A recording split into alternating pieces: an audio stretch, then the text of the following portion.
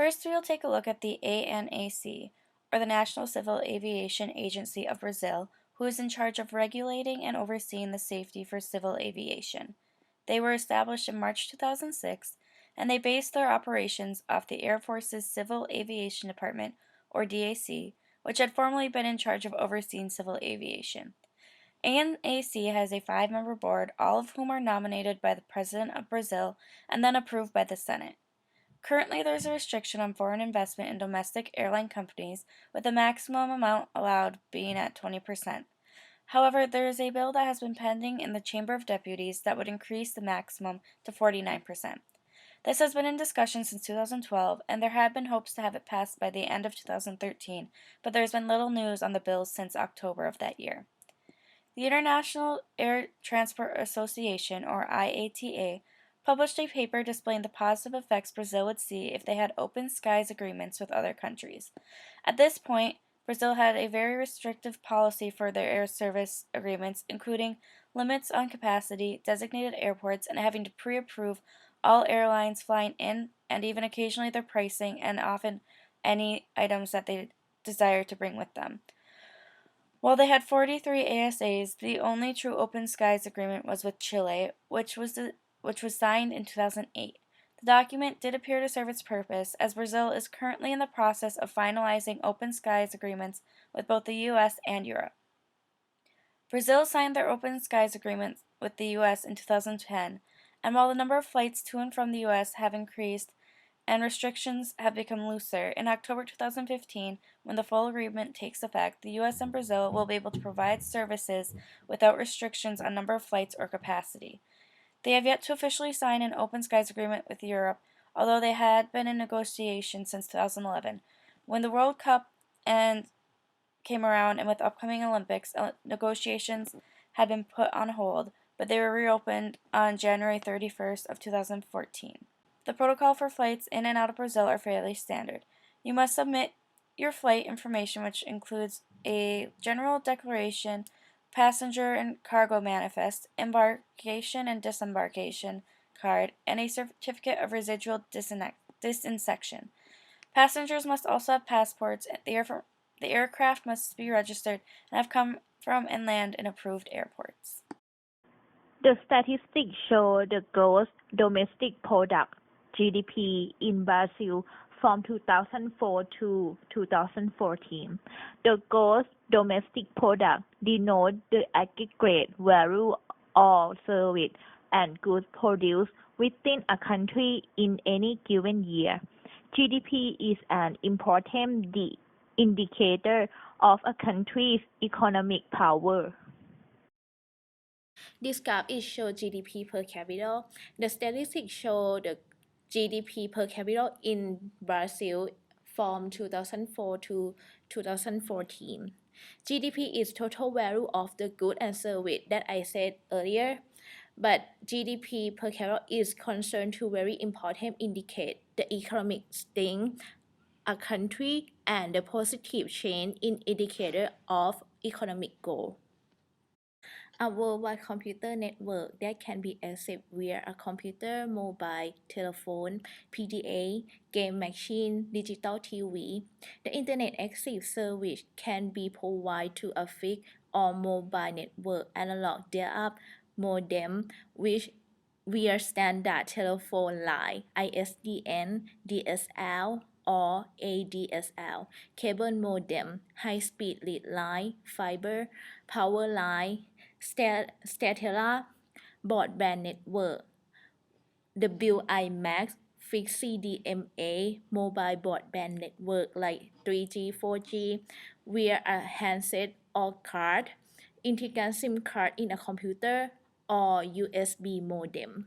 As you can see from the graph, user growth have been from 2013 at 7% or about 7 million new users. The percentage of the population with the internet is 53.3% of the country population that have about 200 million people. The gold rank, the Brazil is in the 5th. The first one is China, second United States, third India, fourth Japan. 36% of the online time is spent on media, social media, and 79% of the Brazilian internet users are on social media. There are currently 12 airlines in operation in Brazil. The majority of these airlines offer only domestic flights. Some are even limited to certain portions of the country, containing only 2 to 3 aircrafts in their fleet. TAM and GOL are the only two airlines to offer international flights. GOL Airlines seems to operate very similarly to Ryanair. To get from Sao Paulo to Rio de Janeiro, which is one of the most commonly taken flights, is a 5.5-hour drive or a 7.5-hour bus ride. The 30-minute plane ride is often less than $100, sometimes even below $50. Azul also offers lower prices along with some commodities including in-flight snacks, drinks, and TV all for free. The same flight for them is also in the $50 to $100 range. From the research I did, it appears that all airlines with Brazil are for the most part privatized.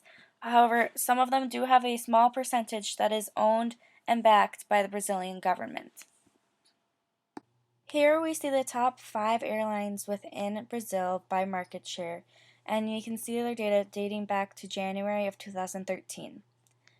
As you see, TAM and GOL, which are the two international airlines located within Brazil, are the top 2 by market share. TAM has decreased its market share since January of 2013, while GOL has been increasing. After doing some research, their prices are actually pretty similar for international flights, but I believe the reason that GOL is gaining market share is due to the fact that they accept any major credit card, whereas TAM requires it be a Brazilian credit card. So this makes it easier for international travelers to book online with GOL. Another important note is that Azul acquired Trip Airlines in 2012. However, both maintain their distinct brand names, so that's why they're listed separately on this chart. I will talk about two main airlines in Brazil. First is the TAM airline. It's the Brazilian leader airline. It is the Brazil largest airline as well as throughout the Latin American, one of the top 20 in the world, and lead in the Southern Hemisphere in the number of the passenger carried. TAM have the 15 international destinations which include North America, Europe, and South America, and 45 destinations in all states of the Brazil. TAM SA still have two more airlines as subsidiary of the Paraguay TAM airline. GOL Airline is one of the largest Brazilian airlines. It was created on January 15, 2001 in Sao Paulo, Brazil. The company is headed by Constantino de Oliveira Jr. to the Golden Mining Group, one of the largest passenger transport groups in Brazil. The concept of TAM Airline is low cost, low fare. It's adopted by the company at its founding. It is inspiration by the Southwest Airline because price in some sections have equivalent or even greater to the main liberal TAM airline. Together, the two airlines have more than 80% of national market, while the GOL airline have less than 30% of international flight. Their main destination outside the country is Buenos Aires, with the Silver Dairy flight from various locations.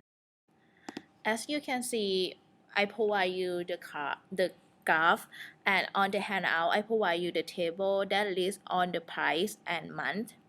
So the oil price is despite the strong effect on the price of oil tend to have on airline ticket.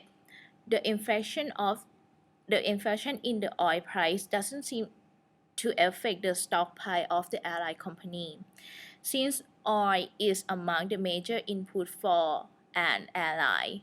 For the typical airline, JetBlue account for nearly 30% of its total expenditure, a rise in oil price should have affect airline company financial performance, which should have reflect in their stock price.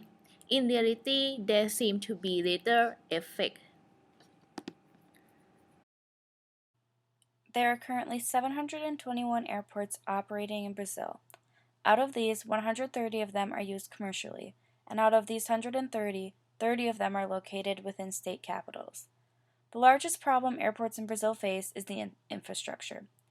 It can be difficult to get to many of the airports since there is no direct train or subway system. You must go by bus or car. However, due to the World Cup and upcoming Olympics, the federal government has granted a $1 billion investment package to try and solve some of the major issues. There also are some military bases that were proved to be alternative locations to have commercial planes landing during the World Cup and Olympics in order to help accommodate the influx of airline passengers. Brazil currently represents 35% of Latin America's air traffic. Looking at their data from 2013, since 2000, the industry has grown 2.4 times and is expected to triple its current size by 2032. At that point, Brazil is anticipated to take its position as the fourth largest domestic market in the world, behind China, the US, and India. Using Airbus as an example, there is currently 480 Airbus crafts in Brazil, and it is expected that they will need 1,324 by 2032. Just as GDP is growing above the world average, the airline industry is predicted to follow suit. It is expected that growth will be at an annual rate of 6.8%, well above the world average of 4.7%. This will be driven by growth in the middle class, consumer spending, and tourism. Influxes are being seen with the World Cup, and it is expected that the 2016 Olympics will have an even greater impact. The Open Skies Agreement with the US and potential agreement with Europe will also pose a potential for further international growth, which has also increased about 87% since 2000. For the mode transportation, first is the bus. On the handout, I have listed the company in Brazil.